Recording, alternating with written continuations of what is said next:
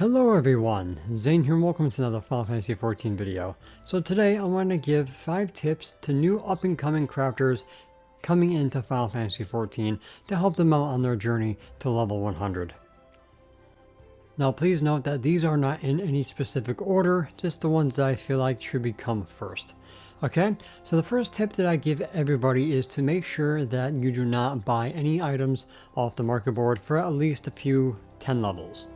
Each guild for crafters will have an NPC that will give you materials you guys can start with for the very first few levels.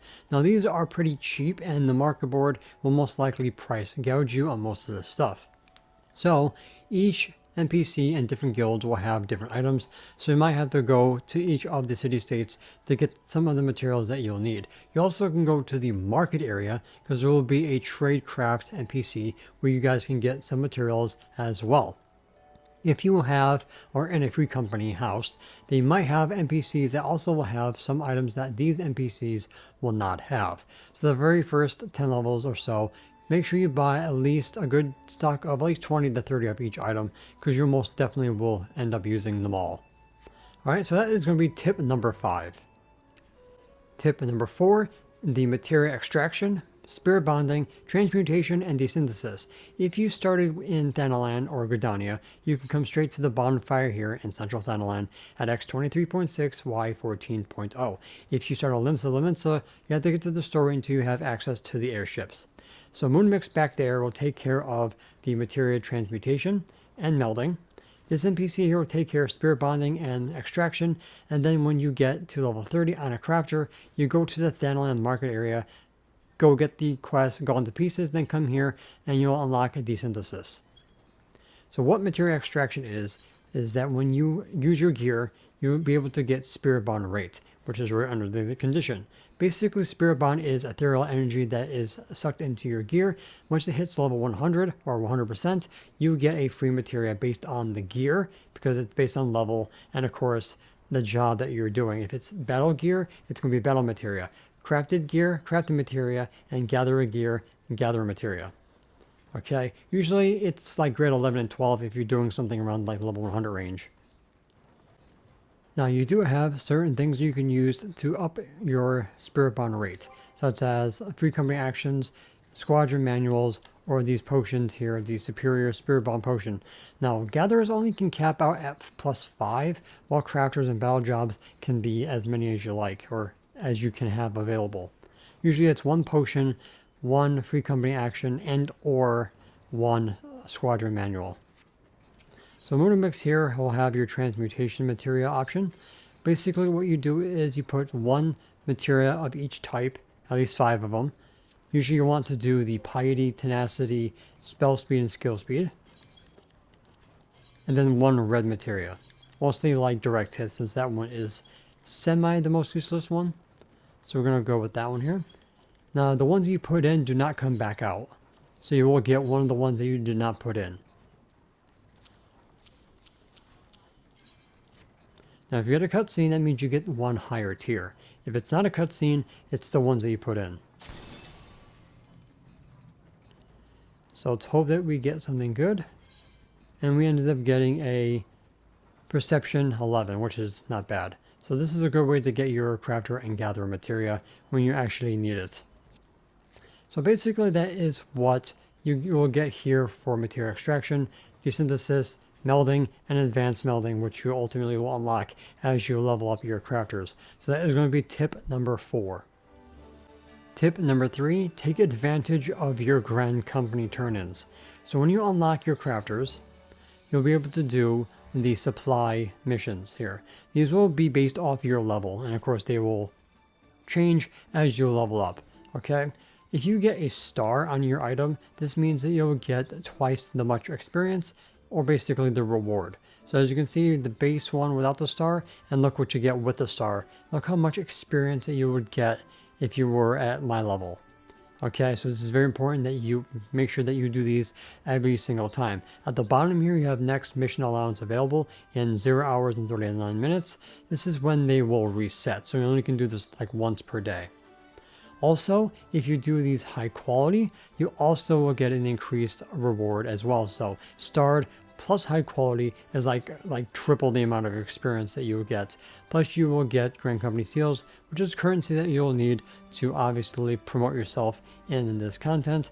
And of course, you'll also have gatherers, and expert deliveries is when you pass in dungeon gear, trial gear, raid gear, and stuff like that. The other part of this is the manuals that you guys can get. I think they'll be under one of these two options here, these manuals, which will increase your experience gained for a certain amount of points.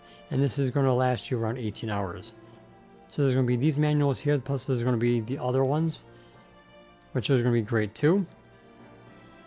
And I think that's about it for those.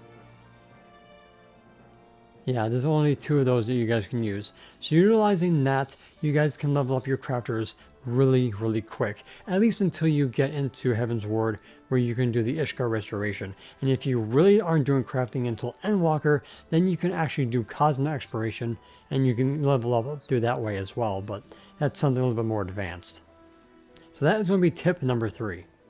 Before I forget, you have to get to the story up to the first trial to get your Grand Company, so you might have to go through the story a little bit before you guys can do those turn-ins.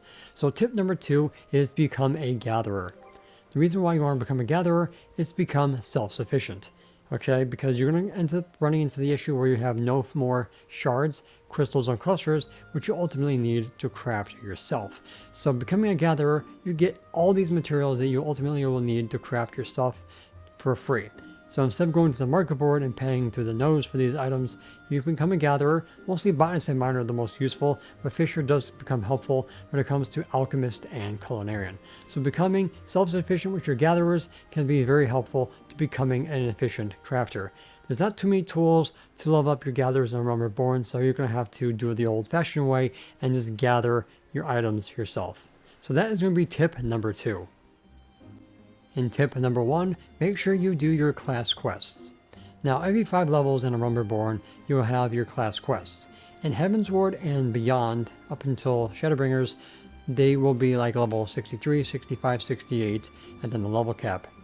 At level 65, you'll get your ability, which is very mandatory in a lot of the endgame stuff, called Manipulation. This is going to help you with your durability loss, and it's the only job quest that you will get an ability for crafters.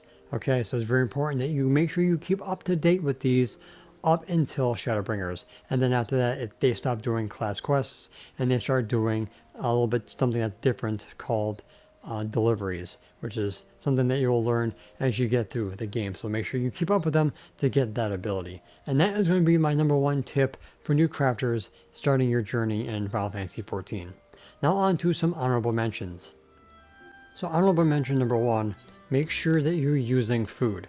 Not just any food, it has to be crafter food, which has either control, CP, or craftsmanship. I would definitely recommend CP over the other two because CP allows you to do more moves, which you can easily make stuff high quality, which you ultimately will need.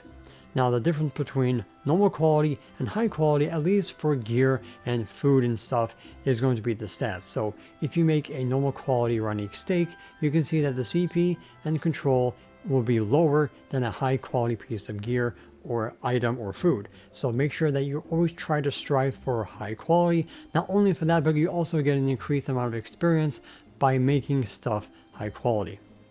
The other thing you have is called the T's, which will give you extra stats in either control, craftsmanship, or CP.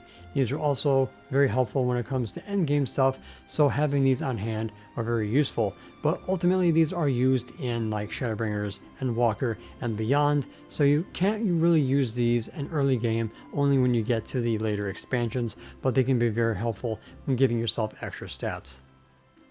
Next, honorable mention, make sure that you use high quality materials if possible. So when you use a high quality material, you get increased quality, which is going to help you make some items a lot easier to make high quality, which is mostly mandatory when you're trying to do endgame stuff. So the more that you use, the higher your quality will be. If everything is high quality an item that you're making, that is going to equate to half of the item's quality that you will require. So try to make high quality stuff as soon as you get your touch abilities to make your journey of getting high quality gear that much easier, and of course more experience. So that is going to be the next honorable mention tip that I can give you when it comes to crafting. And my last final tip, around level 15 you start getting materia slots, guaranteed ones, in your gear. Now, when you want the materia back, you can retrieve it. This is going to be 100% anything below Dawn Trail, which is the current expansion, but during the current expansion, it will drop to 80 for the lower tier materia, and I think it is 40% for the highest tier materia.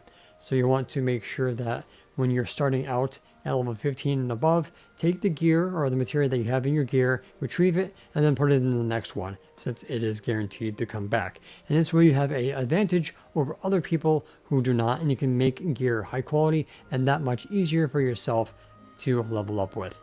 Alright, that is going to be all my honorable mentions. Now, for those of you out there who are already expert crafters like me, if you have any tips for new players, please sign off in the comment section down below.